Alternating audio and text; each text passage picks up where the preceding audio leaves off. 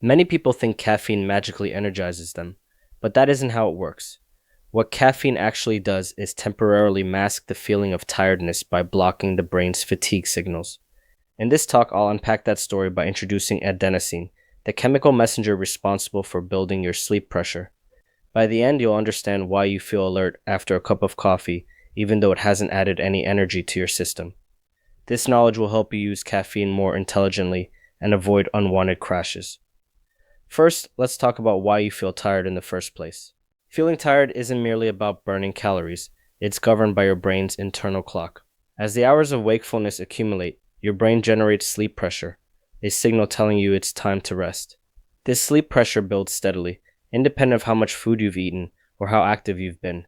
You can be well fed and hydrated and still feel a growing urge to sleep as your day goes on. Recognizing that fatigue is rooted in brain chemistry rather than just energy stores sets the stage for understanding caffeine's role. To see how this chemical clock works, we need to introduce a molecule called adenosine.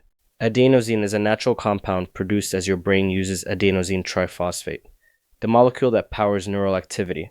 When ATP is broken down to fuel your thoughts and movements, adenosine accumulates as a byproduct. This substance doesn't stay static, it builds up steadily while you're awake, hour by hour.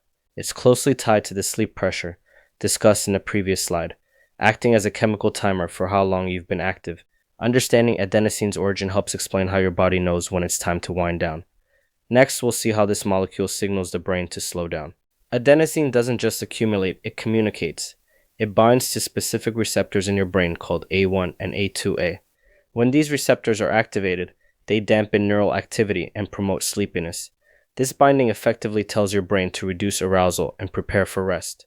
The more adenosine present, the stronger and more persistent that slow down message becomes. Late at night, after hours of wakefulness, the concentration is high enough that you struggle to stay awake. This signaling pathway is key to understanding how caffeine works, because caffeine competes for these very same receptors.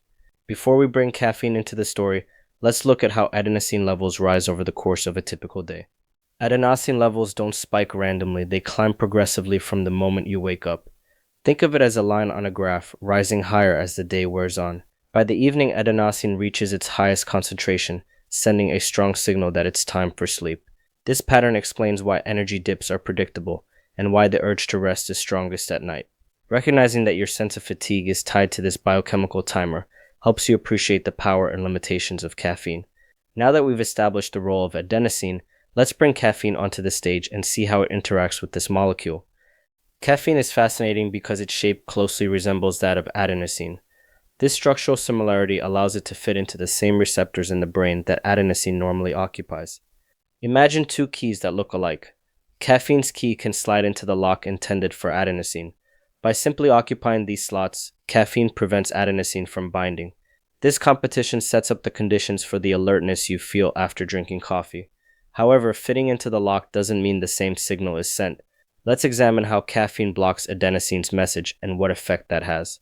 Once caffeine lodges itself in an adenosine receptor, it doesn't trigger the receptor's normal response. Instead, it blocks the receptor, acting as an antagonist. With these receptors occupied, adenosine can't deliver its slow down message to your brain. This blockade silences the fatigue signal even as adenosine continues to accumulate. In other words, your brain no longer hears the body telling it to rest. That's why you suddenly feel more alert and capable. It's important to remember that you haven't added any new energy, you've just muted the brakes. Next, we'll see how this receptor blockade translates into feeling awake. When adenosine receptors are blocked, the perception of fatigue decreases sharply. You may still have a lot of adenosine circulating, but your brain isn't receiving its message. This creates a window where you feel more awake, your thoughts are sharper, and tasks seem easier. That familiar sense of energy after a cup of coffee is really just the absence of a slowdown signal. It's a temporary mask rather than a genuine increase in energy. Knowing this sets realistic expectations. You're borrowing alertness from your brain's signaling system, not adding fuel. In the next slide, we'll reinforce that caffeine doesn't actually create energy at all. It's worth stressing again that caffeine has 0 calories and doesn't produce adenosine triphosphate. Your muscles and brain don't gain any additional fuel from it. What changes is your perception of how tired you are. By masking the fatigue signal, caffeine allows you to perform tasks you might otherwise put off. However, if your energy stores are low or you're sleep deprived, caffeine won't fix the underlying deficit. This distinction is important for making wise decisions about when to use caffeine and when to rest or refuel. Next, we'll explore how blocking adenosine also influences another neurotransmitter, dopamine. The relationship between adenosine and dopamine adds another layer to caffeine's effects. Adenosine normally acts as a brake on dopamine release. When caffeine blocks adenosine receptors, it removes this brake, allowing more dopamine to circulate in certain parts of the brain. Dopamine is associated with reward, motivation, and mood, so its increased presence can make you feel more upbeat and engaged. This explains why a caffeinated beverage can elevate your mood along with your alertness. However, this boost is temporary, and frequent use lessens its impact. Next, we'll look at how caffeine stimulates the body's stress response via adrenaline. Caffeine activates your sympathetic nervous system. It triggers the release of hormones like epinephrine and norepinephrine, collectively known as adrenaline. These hormones prepare your body for action. They increase your heart rate, open your airways, and redirect blood flow to your muscles. This state of readiness contributes to the sensation of being energized, but it can also cause jitteriness or restlessness if the dose is high. Understanding this hormonal spike is important because it reinforces that caffeine is a stressor as well as a stimulant. Up next, we'll see how these combined effects of caffeine play out in the context of exercise and training. When used before a workout, caffeine can make hard efforts feel easier. Because it reduces perceived exertion, you may be able to perform more repetitions or maintain a faster pace. The increase in focus also helps with movement quality and coordination, allowing you to execute complex lifts more effectively.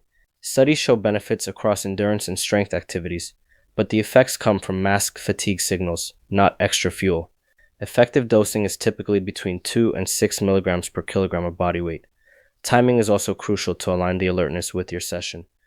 In the next slide, we'll talk about the hidden cost of blocking adenosine while you exercise. Even as you feel energized during your workout, adenosine isn't going away. It's stacking up. Because the receptors are occupied, adenosine cannot bind, and its concentration rises higher than it would have without caffeine. You're essentially deferring the brain's receipt of the tiredness message. This deferred signal becomes a debt that must be paid when the caffeine is metabolized. Understanding that debt is accruing helps explain why some people feel wiped out after their stimulant wears off. We'll dive into the mechanics of that crash next. Once the caffeine is cleared from your system and the receptors become available, the backlog of adenosine quickly binds. This flood triggers an abrupt return of sleep pressure and an intense feeling of fatigue. You might feel like your energy evaporates all at once. This experience is a so-called caffeine crash. It isn't a failure of caffeine, it's the natural consequence of having postponed your brain's fatigue signal. By understanding this mechanism, you can anticipate and prepare for it, rather than being caught off guard. Next, we'll talk about why this crash often feels worse than the fatigue you started with.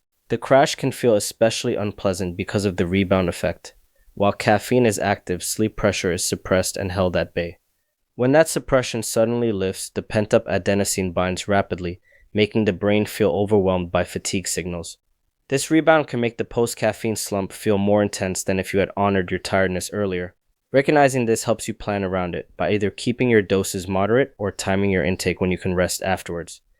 Next, we'll look at how long caffeine sticks around in your body and why that matters for planning your day. On average, it takes about 5 hours for your body to metabolize half of the caffeine you've consumed.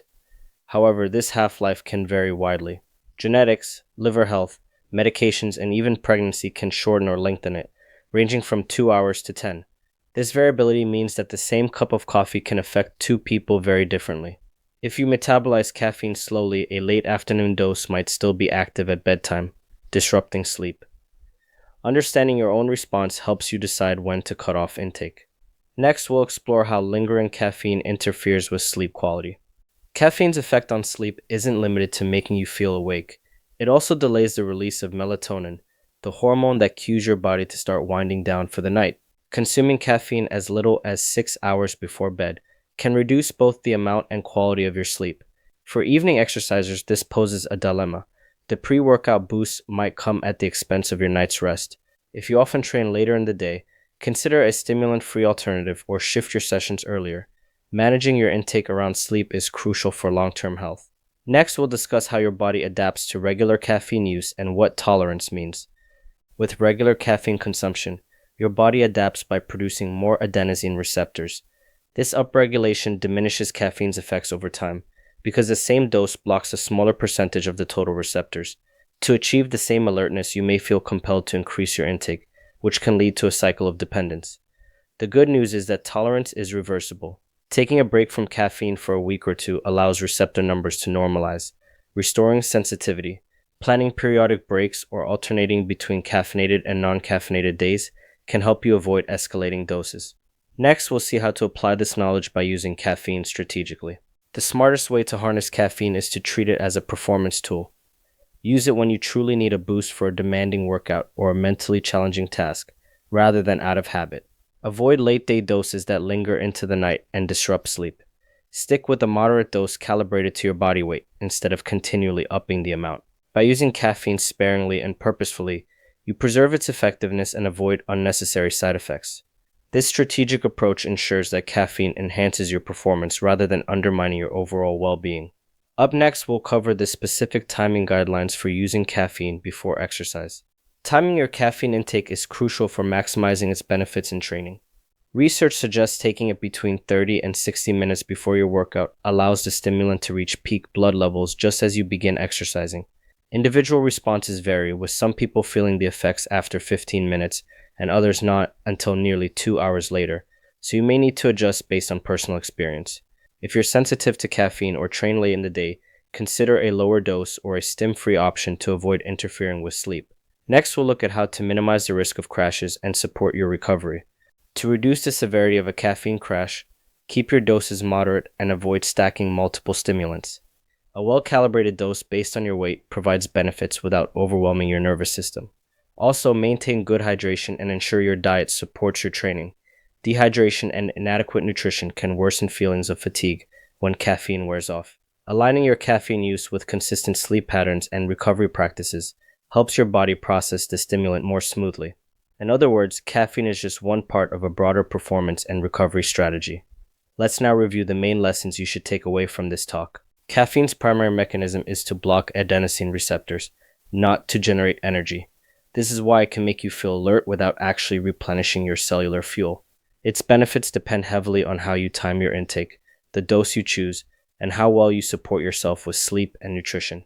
Respect the half-life by avoiding late-day consumption, monitor your tolerance, and take breaks when needed. By understanding these principles, you can use caffeine to enhance performance and focus without sacrificing long-term health. To finish, let's remember the guiding principle for using caffeine wisely. As we wrap up, remember that caffeine is a powerful tool when used thoughtfully.